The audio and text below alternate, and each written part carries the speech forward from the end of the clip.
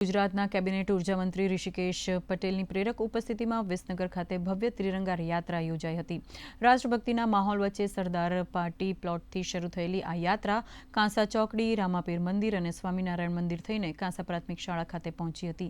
આ યાત્રામાં કેબિનેટ મંત્રી ઉપરાંત સ્થાનિક પદાધિકારીઓ, સંગઠનના હોદ્દેદારો અને મોટી સંખ્યામાં ભાજપના કાર્યકર્તાઓ ઉત્સાહભેર જોડાયા હતા।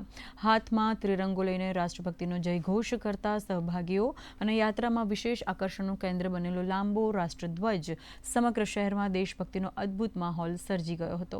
15મી ઓગસ્ટ 1947નો દિવસ એ ભારતના ઇતિહાસનો એક ગૌરવપૂર્ણ પળ હતી કે જેના કારણે આઝાદ ભારત અને આઝાદ ભારતમાં મજબૂત થતું આઝાદ ભારત અને એની જો કોઈ શાન, એની કોઈ હૃદયની ધડકન હોય તો એ આપણો રાષ્ટ્રધ્વજ છે, તિરંગો છે।